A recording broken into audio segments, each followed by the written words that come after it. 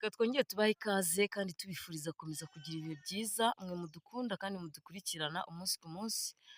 Tukwibutsa gukora subscribe nyaboneka niba uri mushyashya kuri YouTube channel yacu, like, comment ni ingenzi, comment nziza ariko uyu munsi tugiye kurebera hamwe rero kuri uyu munsi wa none aha ngaha, kera abakobwa ba kera ngo bajyaga bajya mu rubohero, ibyo bita guca imyeyo kuri uyu munsi wa none aha ngaha, ariko kuri uyu munsi ngo ntabwo bakibikora. Ndabona hari umuntu uri kwisetsa ashobora kuba nta kintu yakoze, reka tunamuhereho twumve ubizihiye iki ibyo bintu ko mbivuze ugahita useka. Queen niwe tubaza, ubizihiye iki?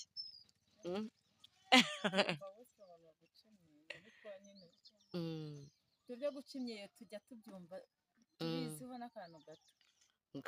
Akantu gato nyine ko dushaka kugira ngo abakobwa b'uyu munsi wa none aha ngaha namwe kwanza muri ab'uyu munsi ko ndabona mutari bakuru, ariko niba ukaziho akantu gato basi byibura ba bandi bajya bamera nk'aho nta kintu babiziho, turi kugira ngo uyu munsi wa none bamugire ikintu wenda muse nk'aho mwavugaho gatoya kanyu wa mugani. Tubiziho kuko nubwo twaba turi ab'iyo minsi ariko abatubyaye barakuze.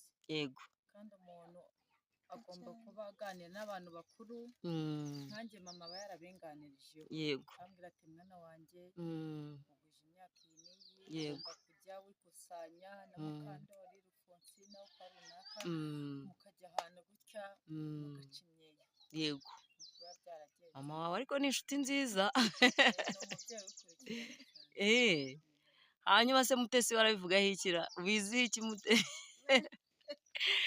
Aha, ndumva babivuga nyine guca imyeyo. Ngaho ntabyo wakoze mbese. Oya. Guca imyeyo ndabyumva, ariko nyine nakuze umubyeyi wanjye abimbwira. Yego. Nkagira abakuru banjye bakabinyigisha, nza kubimenya. Yego. Ariko ab'iki gihe bo ntabwo bakibikoresha, ab'iyi minsi basigaye bakoresha ngo imiti yadutse iba muri farumasi. Muri farumasi se buriya ibamo ra? Njye numva ngo ibamo bagura, bakajya basigaho gutyo na gutyo nyine, ikaba yaza. Abo baba bataraganiriye n'abakuru. Oya, ababyeyi b'iki gihe ntacyo bakitaho kwini. Nese ubwo ababyeyi nk'abo ngabo ni iki mwababwira none aha ngaha? Kuko byanga byakunda iyi video yanyu izarebwa n'abantu benshi kandi batandukanye. Ese ababyeyi nk'abo ngabo ni iki wababwira none aha ngaha? Njyewe umwana wanjye rwose nzamukurikirana, menye ngo yagiye mu mihango, imyaka iyi menye ngo igihe cyo guca imyeyo kirageze. Yego. Ngende muhuze n'uwo kwa Mutesi, muhuze n'uwo kwa runaka, bashyira hamwe mbaganirize baca imyeyo. Rega biriya nabyo bigira umumaro mu buriri. Ngaho. Ntabwo mbeshya. Oya ntabwo ubeshya, ahubwo nibyo bintu tugira ngo nyine mutubwire tubimenye natwe. Rega nanjye ubu ngubu uri kwibabaza ntabyo nakoze, so rero muramutse mumfashije nkabimenye urumva ntako mutamfashije pe.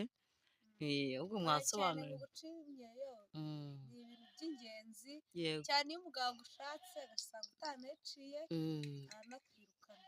Ngaho. Cyangwa se ugiye no kwa muganga kubyara. Yego. Usanga utariciye ngo umugore nta marida afite. Ugasanga ni ibintu by'ibibazo. Uruhinja ruba rukeneye amarida. Cyane imyeyo rero irafasha kuba wayica, ukagira inama n'abana ubyaye, ukayibacira, ukaba wagira n'inama n'abandi bana ubona ababyeyi babarangarana. Yego. Bakaba bayica. Yego. Okay, ubwo wenda inama ugiriye abagukurikiye ni nk'iyihe?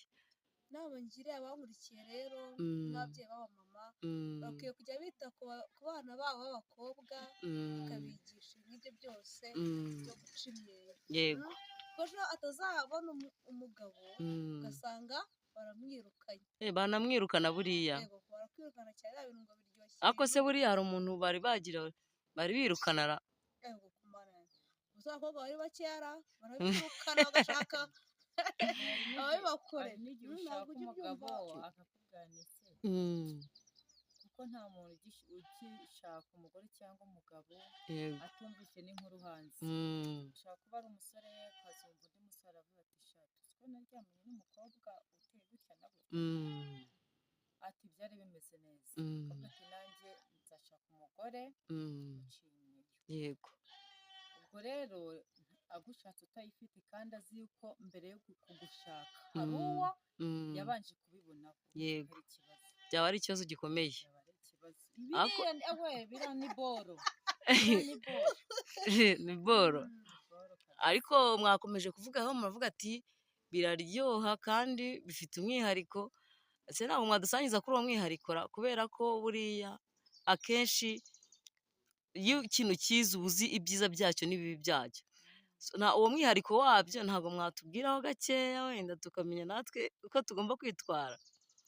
Njyewe reka mbabwize ukuri nkanjye Queen, nta kintu njya ntinya kuvuga. Yego. Buriya akamaro k'iriya myinyo. Yego. urabona iyo umugabo ageze mu gikorwa ni ibanga ry'abantu babiri. Yego. aba akeneye kubikora itara riri kubona ko aba ari umugabo wawe. Yego.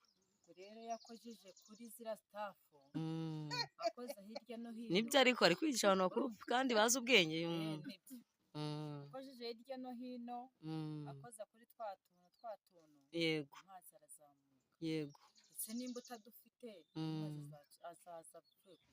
kandi numva ngo ni nk'urugi, iyo urugi ukomanze wumva ko rufashe ku nzu. Yego. iyo rutariho iyo utarasumva wakomanga iki kereka ugiye winjiye.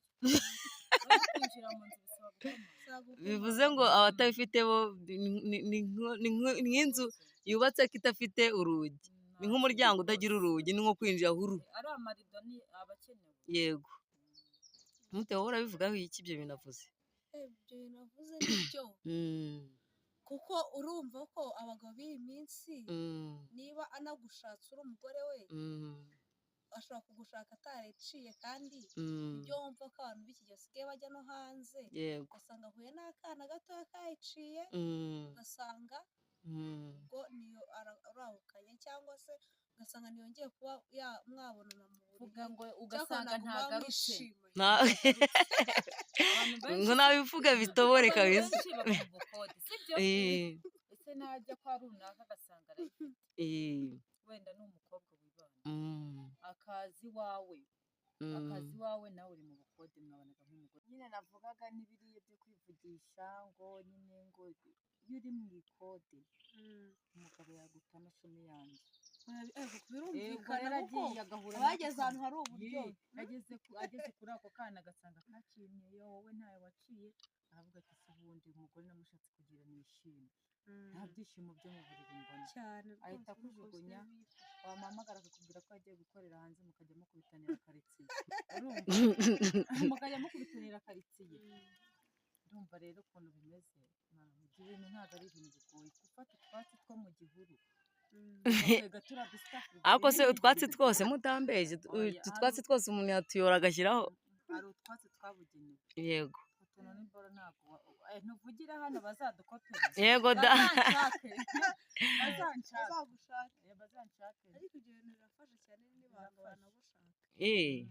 nawe ubizi hose wese wabarangiye ku buntu ko nzi ko hariho abantu benshi babikeneye.